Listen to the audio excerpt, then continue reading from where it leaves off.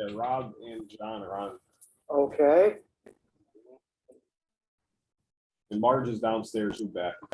and we have a quorum, so I will call us to order.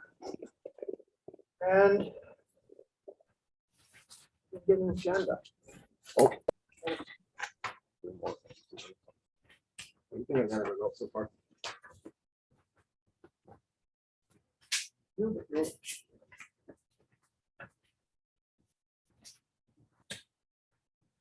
First on the agenda is minutes of the previous meeting. What's your pleasure?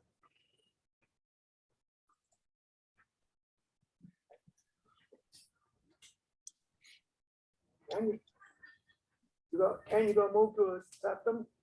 Well, I haven't got them, but I'll move to accept them. if you Oh. like. Okay, They're been down there. moved by Ken, I printed some second, I'll second. Stephen seconded. Any additions or corrections? Any discussion? All those in favor of the minutes as presented, say aye. Aye. Pass. We've done minutes. Fence law. Okay. So I dug into the fence law, and if you've ever looked at it, I sent it out. I don't Can you hear your mic? Oh, sorry about that. The fence law in the state is, well, it was probably written, I think, not long after the Civil War, probably.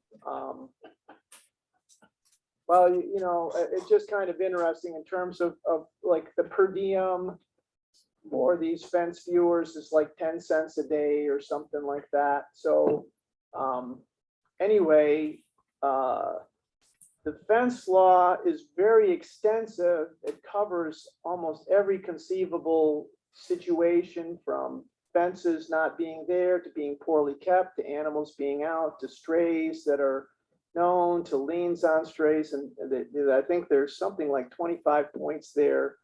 And so I just kind of went through them and gave my thoughts on them. You guys can look through at your leisure. But basically, the thing that was there at the time of the writing was the idea that each town had these fence viewers that kind of kept an eye on what the fence was literally. And when there was a problem with the fencers, there would be multiple fence viewers per town, and they would adjudicate these issues, and they would basically make sure the animals either got back to where they were supposed to be, and if they caused damage, that they would assess fines and things of that nature. So we don't have fence viewers anymore. So I think that you know, what we would probably want to do is go through line by line and rewrite these things and have another entity involved that would be chosen by the town, whether it's the police or whether it's the animal control officer, or what we could do. But you know, these fence viewers don't exist anymore, so the mechanism for enforcing fence law doesn't exist anymore. And so I guess that's the question I would start with for the group is, you know, that these fence viewers, of which there be multiple per town, paid officials like animal control officers, don't exist anymore. And so basically all of this fence law is not enforceable anymore because the enforcement agency is gone. So who do we think should replace them? Is it the police? Is it an animal control officer? Is it somebody else? What's the thinking of the group for the recommendation, we would think? Who enforces transportation of, well, not transportation? Who enforces people trespassing on your land? An encounter person? I guess the difference is that when you own livestock, think we all presume a responsibility for safe fencing. The law is a little bit ambiguous because the law assumes that the boundary of one farm is another farm and that both of those farms have livestock. And so that the law allows for, like if there's not gonna, allows you to say, okay, I'm not gonna have livestock. I don't have a responsibility to maintain these things. So getting back to your original question, each person is responsible for themselves and presumably has the ability to know where they need to go. Livestock don't, but they have an owner who is responsible for them. And so, what's that? Well, they have a mind of their own, yes, but not one that's capable of reading New York State fence law. If they could, like, not that we can understand it that well. So, right, animals have a mind of their own, but it's the responsibility of the owner to create a fence that can hold them, as opposed to like trespassing. So that's the difference. You're not going to charge a cow with trespassing, but right now that's the police, right? The police, if someone trespassed on your property and you didn't want them there, you call the state police or the county sheriff. And so I've got a feeling they might not want, do they want to be responsible for this? Do they care? I don't know. Does anybody have any? So Ken, Yeah, John, what do you think? well, back when this law was originated, and it had a very good purpose, but new technology has almost made it possible for the general public in their travels with their cell phones to view escaped animals, or they probably wouldn't know fence problems, but they would know an escaped animal and they would call on their cell phone, which seems to be the way that it happens now. Right. So maybe it's just the general public ability to call in about stray animals or escaped animals. Yeah, I think the general public can serve the purpose of reporting, but I don't think you want them responsible for enforcement, or do you? I mean, really, kind of that's the way it is now, because if it's up to the land, if just like right now, what you'll be told in Chenango County is they're not going to do anything about escaped animals, but you can sue for damages. So What does ag and market law say about wildlife, or not wildlife, but domestic escapees? it says that they can be impounded, and after 30 days of notice, they can be sold. And the person who has, like, well, this happened to Rich Tabor. A neighboring animal came in with his heifers, and if they didn't come back, he'd have to give the owner notice, and if the owner hadn't picked it up in 30 days, he could sell it. And so that is the penalty right now in ag and markets law is if you have an animal that gets out, somebody can start to charge you for feed and water and care and for damages. And that creates a lien, and that lien is paid for when that animal is sold. So it's not very convenient for maybe it probably wasn't convenient in 1910 or 1890 when it was written. So that's the enforcement piece. Is basically there's a financial penalty that is incurred in the fact that your animal gets sold, or else you have to pay for its care. Well, I don't see a problem with that. With that process. We wouldn't want someone to have the ability to dispose of that animal instantly if it were on their property, such as that cow with Rich Tabor. You know, so I agree that there should be some notification if possible to the owner. And then after a period of time, that person can own that animal. And who is responsible for enforcing ag and market laws? Is it not the state police? Well, right in here, the responsibility for enforcement falls to the fence viewers. And Well- then usually then they said they would get together, two of them, and make a decision. And if they couldn't decide, they bring in a third fence viewer to get an opinion. So It almost sounds like we'd be better off with no fence law at all. And then animals that were loose, you could either, charge the owner for the damage. that's kind of where we are now. I would say, just based on what we hear in our office and what Brad hears, and it's usually somebody like John, it's a town supervisor. The problem is when the animals are in the road. And so maybe it's not fence law we need, maybe it's traffic law. If you have animals that are in the road, because that's life threatening. It is, but that's the liability that falls back on the animal owner. So Rob had a question on here too. It says, how are animals classified which are on property but not raised for commercial production? For instance, what if the homeowner with a 15-acre lot and pastures own pleasure horse? It's not delineated in here, it just says a beast, So what about the homeowner that's got half a dozen chickens and the chickens are running back and forth across the road? I don't think that they would, so we'd have to look at the definitions, but I don't think that they are considering chickens here. Yeah, but that's what I see down the road from me.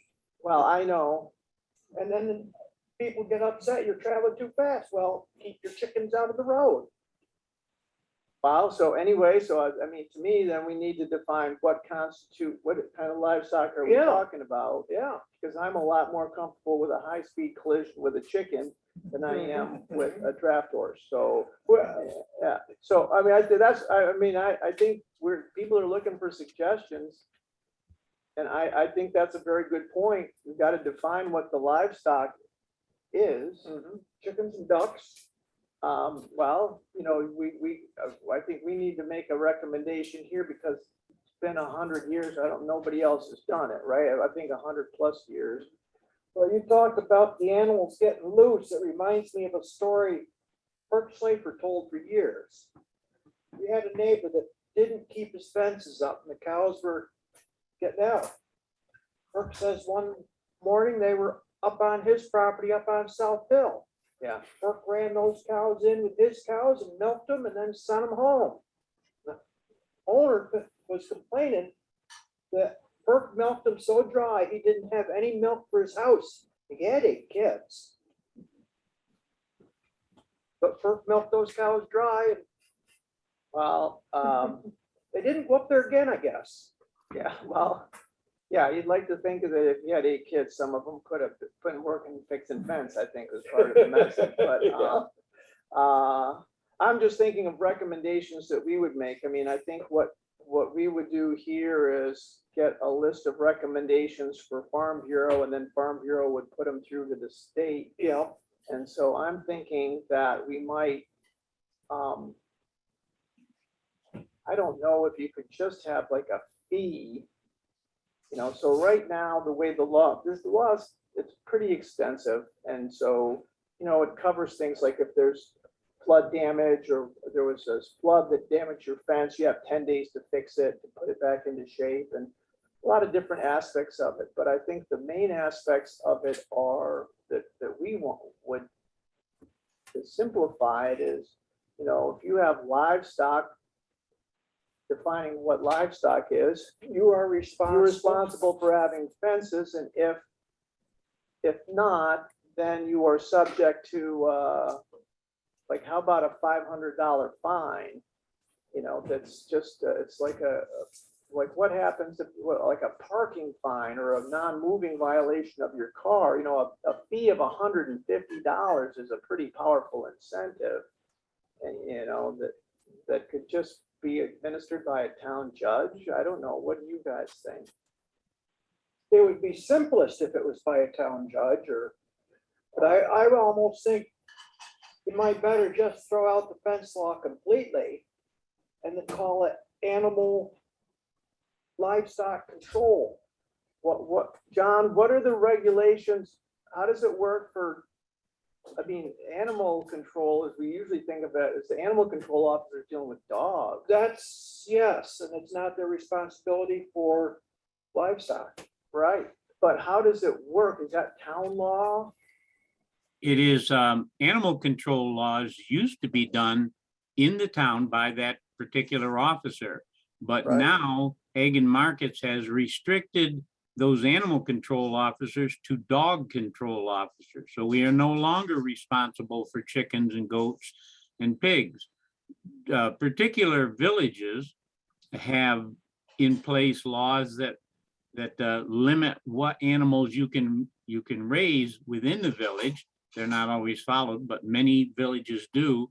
But as far as towns go, I don't think it's a good idea to not have some kind of a law that requires people to have adequate fences.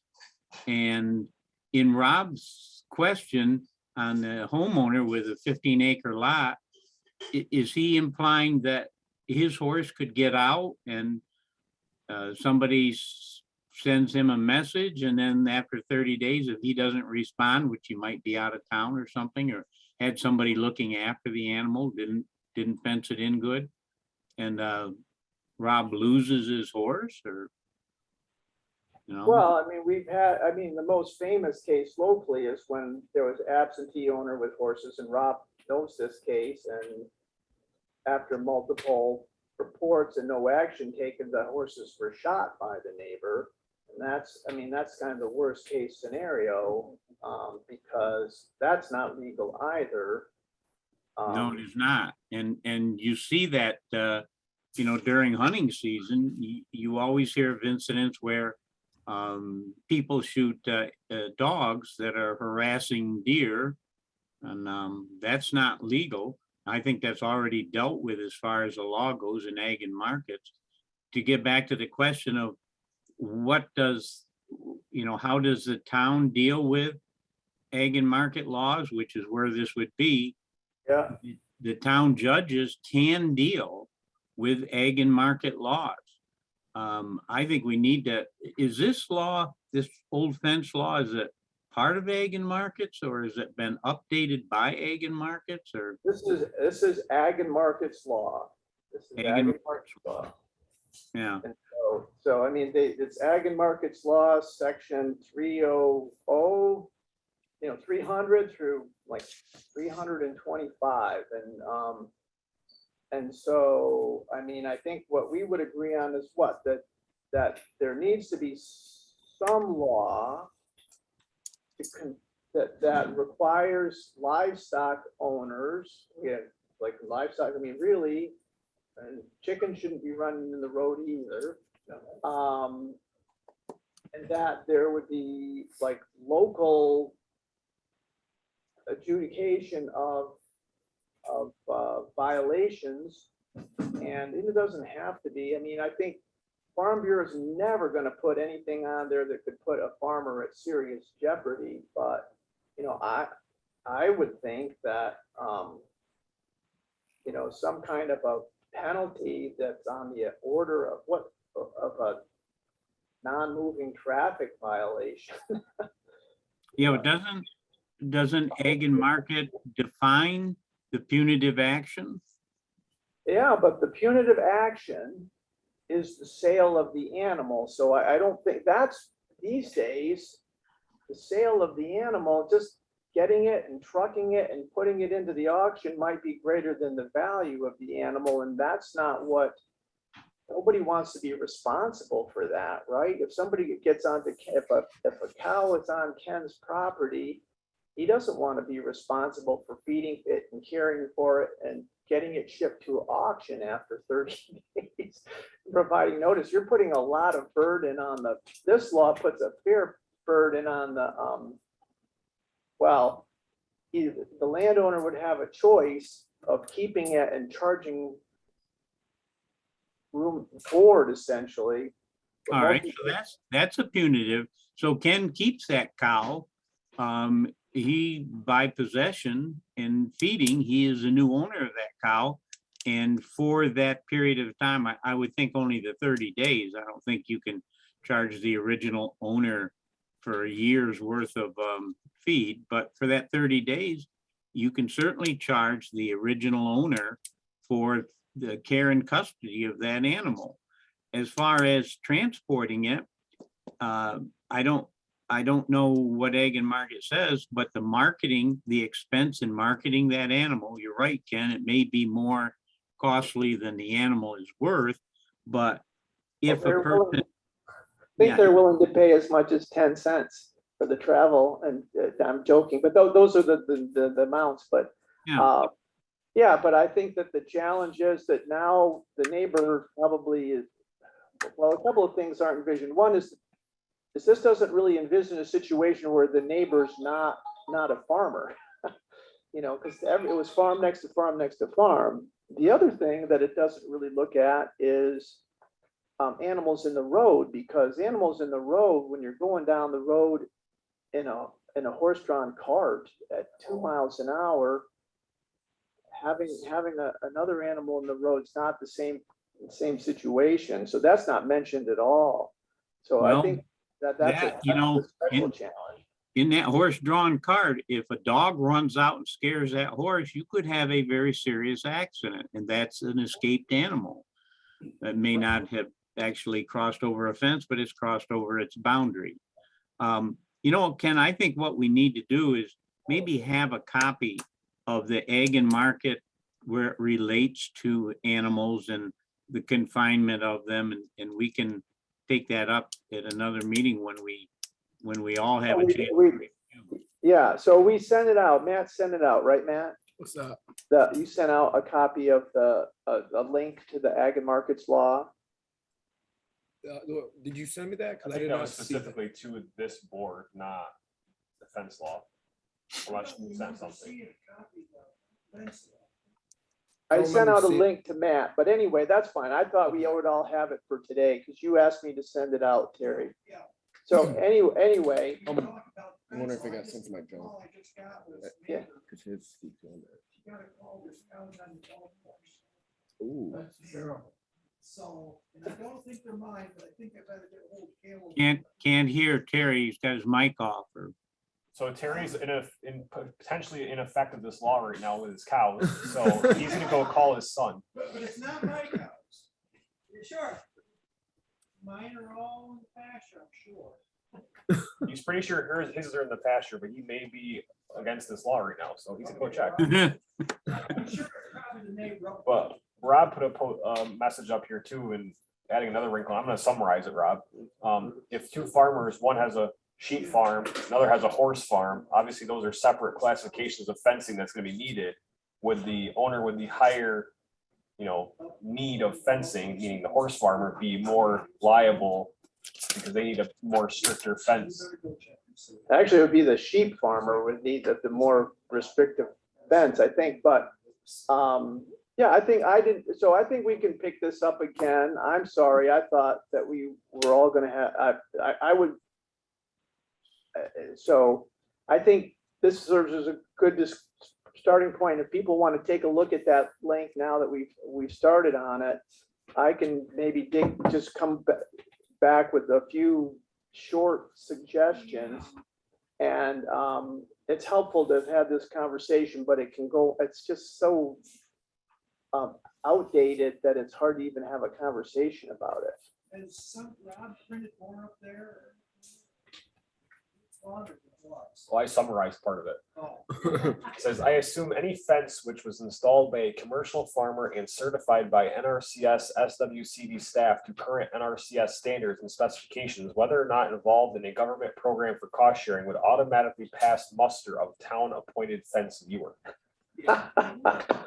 Well, it wouldn't according to the state law, because the law says that it has to, they specifically say how a barbed wire fence in particular has to be designed. Because so they don't, there's no such thing as an electric fence when this law is written.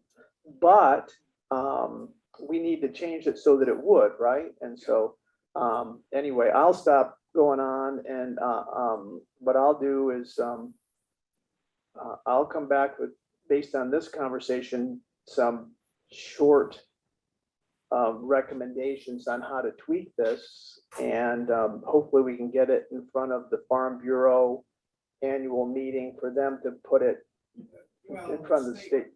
Chenango's next week or week after. Usually, 28th. is it? Okay, well, I'll talk to Brad and we can get it in the works. It's something that comes up almost weekly now, so we need to get something going. All right, thanks. I'll shush. Thank you. My opinion is this is so bad. In conjunction with Farm Bureau, I think this should be wiped off the book. And then start fresh. If we need something simpler to cover your horse getting on the neighbor's property, your kids ramming their snowmobiles, I think we're in pretty good shape. If we got this off the books, we'd be in better shape than we are now. Well, functionally, it is off the books, and because there's no fence viewers, and the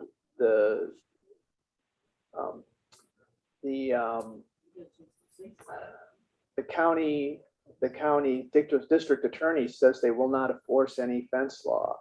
So if it's not going to be enforced, it doesn't exist. You can't, they will do nothing about animals escaped from a farm.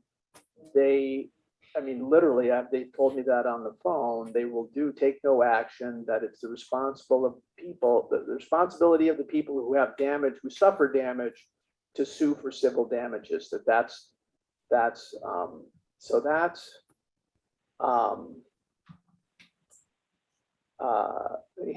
kind of like trying to solve the problem after the horse is out of the property, right? After the cow's out of the barn. So literally, if somebody had a cow out running down the road and the family came around the corner and got killed, which has happened, that the only legal thing that could be done, there's no preventative right now. The only thing they can do is afterwards they can be sued for damages. So I think, that there needs to be a good and fair balance found, so that you can take someone who's really, these are usually chronic offenders. They're not usually professional farmers, and just give them a little bit of a ticket or something, so that they have some incentive to go out and put up an extra strand of electric fence, or else clean the weeds off it so it'll work. Better job of keeping the animals content. If the animal has enough to eat, it's not gonna push that fence anywhere near as much as a hungry animal. Right. So I'll try and come up with something short and sweet. And if you guys want to take a look at it, it's pretty entertaining. But it's essentially it's been wiped off the books. Then we'll discuss it next time. March? If you live up on our road and the heifers that you're boarding decide they want apples that we don't have, that's on the other side of the fence and they're in the road, the routine action is dial 911, who then calls back, and blow your car horn just to scare them so they'll go a little bit further away. We had one batch got out, they were in the road, nice car come along, they dialed 911, blew the horn, and drove them 2 miles down the road further away. But 911, sometimes it's advantage if you don't have cell service. But they call 911, who then 911 either sends that time a couple of years ago, happened to have a state trooper in the area, and they appeared on the scene before we could get the cows back in. He left and he helped drive them back, but, and there were no tickets or anything. But those fence viewers are those people in the car with their 911, their cell phones. And they're calling 911 because this is an emergency. And we got a call from the 911 dispatch, you got cows in the road. We said, yeah, we'd be chasing them if we hadn't answered the phone. But the other piece is, you want to define livestock, I think you might better say domesticated animals. That covers the stray dogs are in the road, that covers chickens, ducks, domesticated. That's not gonna count, the squirrel and the deer and the cute little chipmunk is not gonna be part of that. But if you, instead of livestock, you say domesticated animals, that should cover cows, horses, sheep, dogs, cats, parrots. Okay, well, I will talk to a couple of folks and we'll just try and have something clear and simple. And because right now there's basically nothing. And so that causes problems. So anyway, yeah, and we understand anybody who's ever grown up on a farm, that heifers are going to be out sometimes, and that you hope they don't get into the neighbor's garden. Yeah, hopefully, yes. That would not be pretty. We've been there and done that. Okay, ag plan. How did it go with What's the that? supervisors? So, so we brought, we had some people read it. Matt sent it out to all the town supervisors to read before the Board of Supervisors meeting on Tuesday. And so the resolution was to actually just call for a public hearing to be held in November. It was pulled by a supervisor, and the question, because they actually read it, was basically Page 33. at least page 33.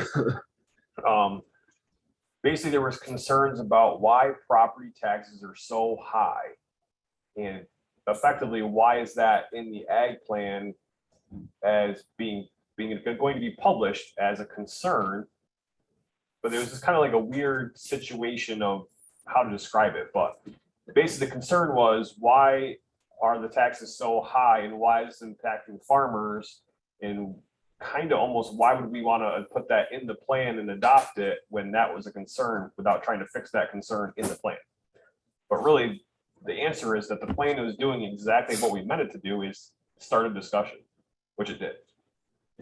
And it did it again yesterday in the Planning and Economic Development Committee, where it was discussed yet again. So I think the plan has already started to do what we hoped it to do, is not sit on the shelf and cause sort of a stir in some of the stuff we've written.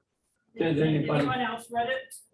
By the time you got to ag and plant and planning? I don't think so. I know Charlie Mastro had come in and asked for a paper copy. He read through it, which is why Mike had read it, because he basically pushed him to do it. I think there was a couple others that had, but otherwise, so far, I think it was just those. But like I said, at least it caused the discussion point at the Board of Supervisors meeting to make them all aware. Which might cost more. Did anybody say, hey, Chenango County Planning, nice work? Thank you. I didn't hear that, but Might have been under their it was breath. more of a, we've been working on this for 2 years at the Ag and Farming Protection Board, and really this is, the point is, put the plan out there to cause a discussion, so that those discussions can then be had in those other committees to then cause meaningful change. So in a really long about way, maybe, but no. So they are having a public hearing, November board meeting? Yeah, it took about a 10-15 minute discussion, but yeah, there is gonna be one in November to have the public hearing, and we'll post it in the newspaper, it'll be online and all that. But yes, there will be a public hearing in November. What happens during or after that, I don't know, but Someplace I saw that it was at the November meeting, a public hearing, whether it was posted, not yet. it was in the news or something. Could be another something else. It might be the budget. But no, it's not, we haven't put it in the paper yet. Okay. Well, I happened Next to week, see right? that there was a hearing. No, we'll put it in the paper. Actually, we send it next week, so it'll be published. We always do everything 10 days before the meeting, because that's what our housing regulations are, so we just do it that way anyways. Okay, thank you. I don't know if we have an answer to his question, but at least we got the discussion opened up. And really what they talked about yesterday in planning committee was about pilot agreements, because, we give a lot of pilot agreements for manufacturing companies, solar developers, When, potentially a wind project, and what can be done similarly or in mind with farmers, whereas solar projects don't typically have job creation in the long term, other than maybe one person caretaking it. So they were just kind of thinking out loud to themselves about how they can better, think about those tax implications with farmers in mind. But how we're gonna, if they said, changing our entire tax code is like changing the Titanic's course, but it's not gonna probably work. But basically they said that the system itself is arcane when the typical property owner owned property because they were wealthy. And that's why it was kind of set up that way, to pay for all the other services. Whereas nowadays, that's not the case. You can be very wealthy and own probably a smaller piece of property rather than those larger chunks. well, So that's one of the problems with owning property is paying taxes, I've heard some say, oh, you ought to buy that, buy that. But when you get said and done, you pay those taxes for, what, 20 years, I used to hear, and you bought it again. Is there better ways, better places to invest your money rather than land? And then you've got to maintain it.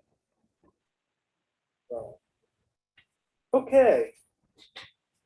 We'll see where that goes in November. Privilege of the floor. I'm gonna open it up with something that came across my email. New York State Environmental Rights Amendment. It's going to be a constitutional amendment on the ballot in November. Huh? It's gonna be fine. Well, this one's concerning. What is the New York State Environmental Amendment? And it's the Green Amendment, was passed by the Assembly and Senate in consecutive sessions. What it is, the law or the constitutional amendment is environmental rights. Each person shall have the right to clean air, water, and a healthful environment. And that's all that amendment is. That looks like an issue, because my definition and your definition and yours may be different.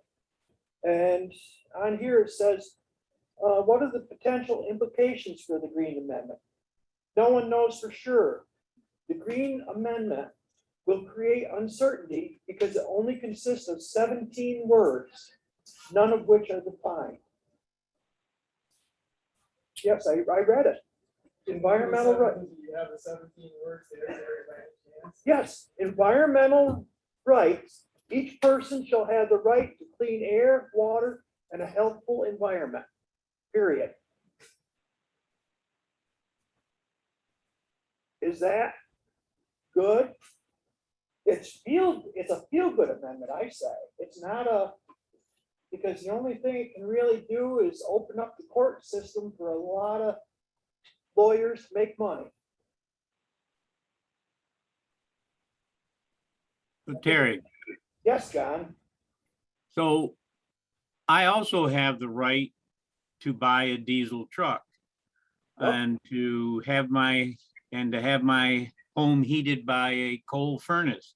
And to, if I had the money, I can buy a fuel guzzling private airplane. So if I have these rights and I also have the rights to clean air and water, that seems to be contradictory.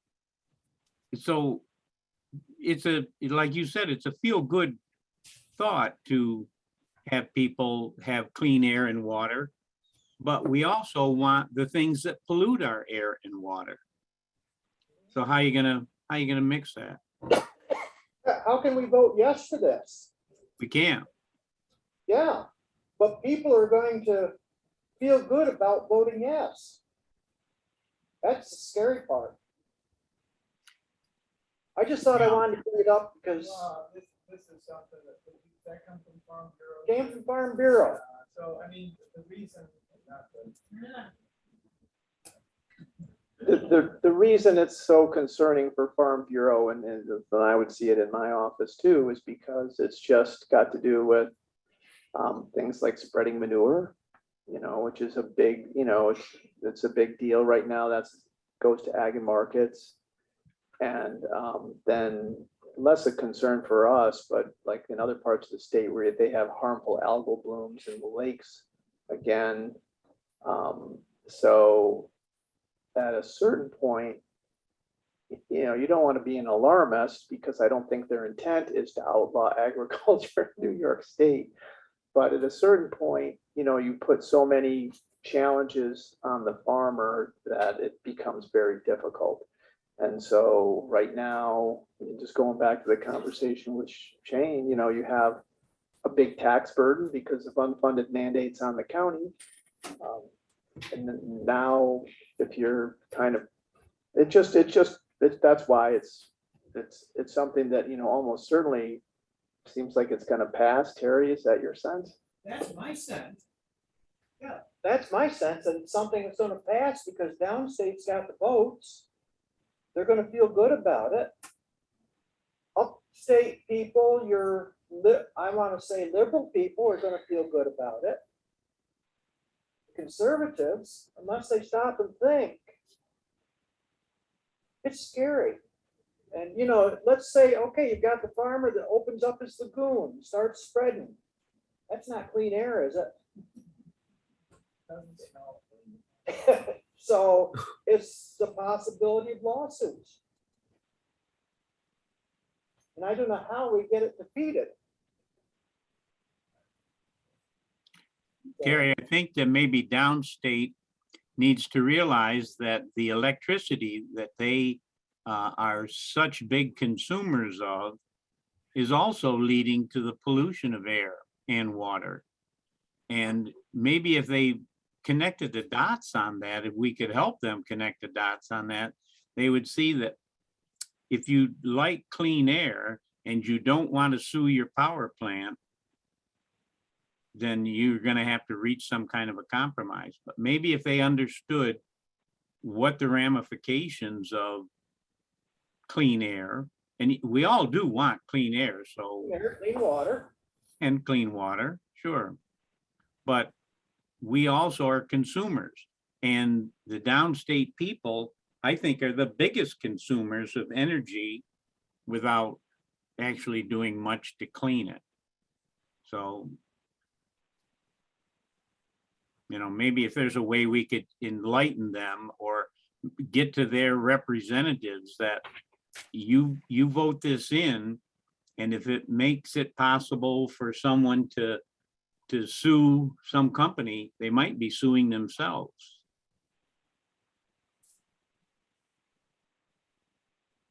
In 2 weeks, 3 weeks, how do we reach everybody? It's on the ballot. And our elected officials probably can't do that much about it because they're the ones that allowed it to be on the ballot. Okay, we'll move on. I don't know. Ken, I'm gonna pass this month. okay, Marge? It's on, right? Yes. That particular amendment should be really part of the Bill of Rights instead of on the Constitution, along with life, liberty, and the pursuit of happiness. That we hold these truths to be self-evident. Oh, you're showing off now. That should be those 17 words address the Bill of Rights, not legislation. But anyway, the cheese sale, the Princess's Dairy Court is conducting their cheese sale. October's cheese month. I have some order blanks if someone needs, would like to purchase cheese. I have some order blanks here. And if somebody wants to do it, we're trying to do it, move into the last century and do this online. Not sure how it's gonna work, but we're trying to do that. So I think human contact is better than people sitting at a computer, but if we can make it work, it's gonna make my life a lot easier when it comes to summarizing $10,000 to $15,000 worth of sales. We But- emailed it out here to everybody this morning too, so. Thank you. Just if the cheese sale is ongoing and you can, the cheese is good, it's competitively priced for the grocery store, and you'll have it before Thanksgiving, or at least before Christmas. Is it New York State cheese? Most of it is, we get a lot of it comes from the Cuba Cheese Company. The things that are not semi-local are the cheese balls and the cheese spread from Wisconsin. Some of it is Cabot, which is Vermont or New York, depending on which of the varieties you're getting. But some of our bigger sellers are from the Cuba Cheese Company, and then the Stolfus products are, except for the little meat sticks, the Stolfus products are all Central New York, Oneida County. Stan? I don't have anything. I don't have any. Nothing? Ken? Just one little quickie. When you sit in front of the television tonight and watch how terrible it is that 143 container ships are off the coast of LA, and they got all this junk that Walmart needs before Christmas, and how terrible is it? They don't really mention the real problem is we can't get our corn and beans and frozen beef out of this country because we can't get containers and we can't get ships. Amen. Okay. About the strike at John Deere. Isn't that terrible? All the What's plants the are on matter with them? strike. 10,000 people. Yeah, what's that gonna do for agriculture? I guess you can't buy that green tractor for a while. Okay, Shane. Never could buy a great tractor, Terry. Not sure I can compete with that, so I'm all set. Matt, any comments? Nothing. John? One for Marge. That cheese, if we order it, Marge, it's not gonna be stuck on a barge in the Chenango River, is it? I, Waiting to be offloaded? No, I hope not. Okay, no, I don't have any other comments, but thank you. I do have one thing though, Terry. Yeah. I saw on the internet this morning that part of the problem with the trucking business is California has banned use of tractor trailers older than 2011. 2011. So that means that the small independent guy can't afford to buy a new truck and can't drive a newer one, so. Yeah. Well, the other thing, I was talking to a fella Tuesday or Wednesday, and he said he used a truck out of there, out of California. And he said, and another issue is the unions. They can only unload 2 containers an hour and put onto a trailer.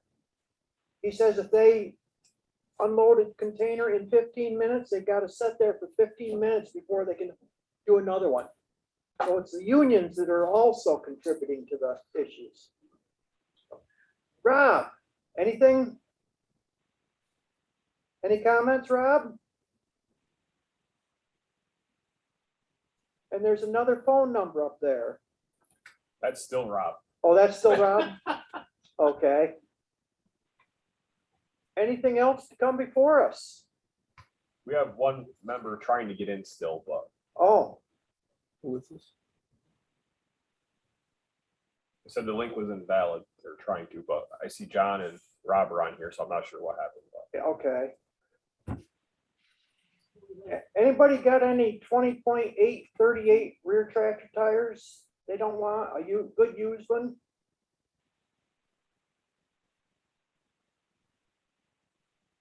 I gotta find a good used tractor tire to put on my grain cart, because the one I pulled out to put on it, John looked at and says, that's a little bit old. He says it's kind of rotten.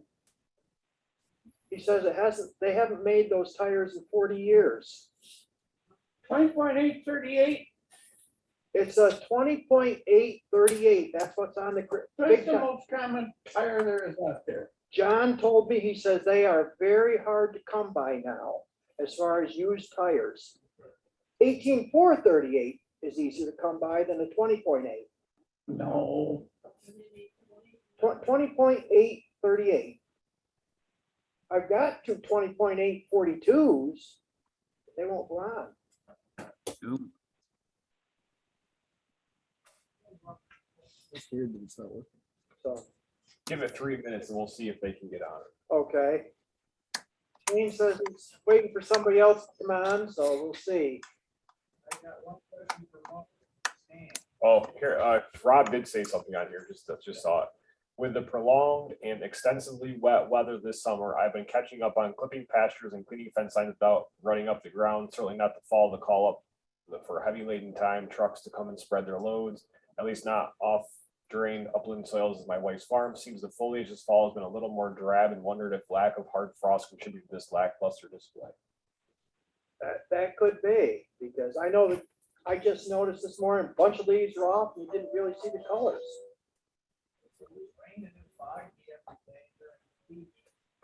Yeah, but they just didn't get the colors this year.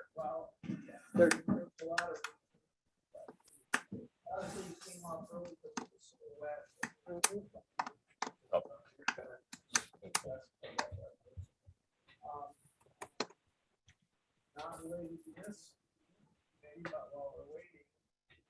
Brad just signed on. okay, Brad just came on. Brad, have you got anything you want to share with us?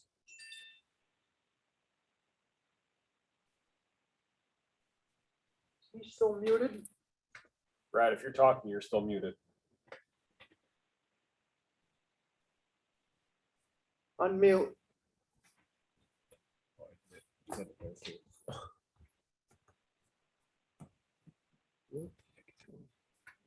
Try again, Brad.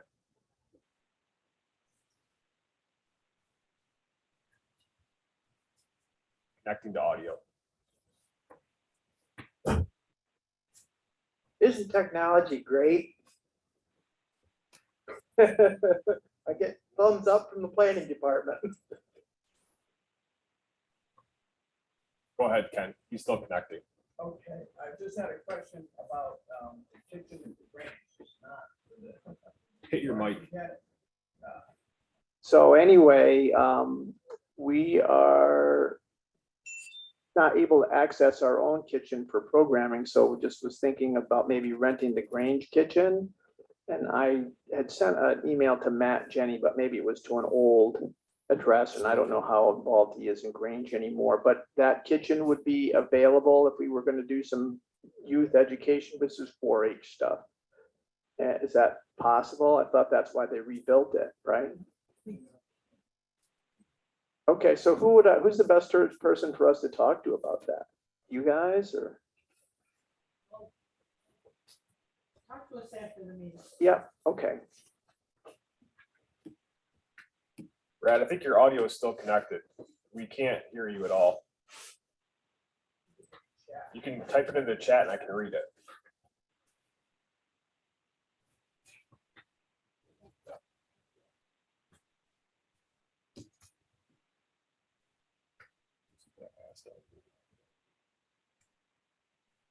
somebody leave a newspaper in your shop yesterday. Sometime they did. I saw that. picture. Jeffrey had it, that Yeah. picture. Yeah, it was in the Oh, there, paper. now we can Just hear you. ask me. We can hear you now. Okay. You can hear me? I can hear you. Okay. Yeah, there's another person, Ken, that you need to contact for the Grange, but I can't think of their name off the top of my head.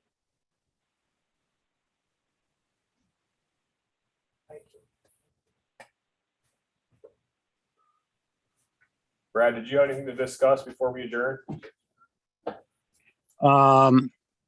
Yeah, did Ken hear me? There's another Yeah. person for the Grange that you need to contact. I'll see if I can find who they are. Marge and Stan are actually here today, so they said they would figure it out. Oh, okay, good. That'll work. Yeah, they're better connected than I am with the Grange.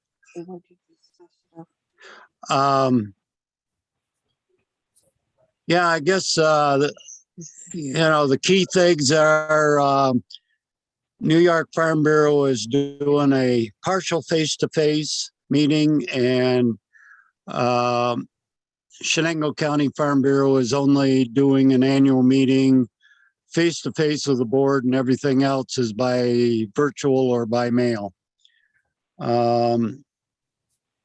There's a lot of things going on legislatively, but I'm not going to get into all of that now because you're probably seeing that in your own Facebook stuff.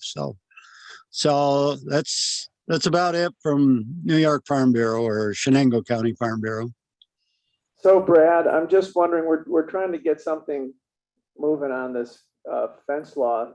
When would we have to get it to you so they could go before Chenango County Farm Bureau so that it then could move on to the 27th. state? Is that Well, like a couple of weeks? I or- would need it by the 27th, but I know that's also a discussion, so it's probably already going to be somewheres in the state meeting information as well, annual meeting. But I'll get something to me by the 27th, and Okay. I think we've got some stuff in, and yeah, ag and markets, and everybody wants it done, but they want somebody else to do it. So I guess you and I, Ken, are probably going to end up wordsmithing that so that it'll fly. Okay, all right, well, we'll get something to you by then, and then we'll be discussing it in this committee at the next meeting too. Okay, thank you, Brad. Yep, no problem. Brad, Any the other thing- questions? The other thing we Yes. talked about is the Green Amendment. And how it's only a good feel thing and it's not really something we want to see passing. Yes, that'll be on the ballot, and you will want to vote against it, and you want to get as many people to understand that as possible. That's the trouble. You're exactly right. It looks good and feels good, but they don't know the reality of how it's going to affect us. Well, yes, we do. The lawyers are going to make lots of money. Yeah, you got that right. So, okay, anything else? No, that's good for me. Sorry I didn't get connected Okay. sooner, but Well, Ken Ryan is standing up as a motion to adjourn. yeah, I'll second. Brad is seconded. All those in favor say aye. Passed. This meeting is adjourned until next month. November See you 9th. then. Yep. Seconded that.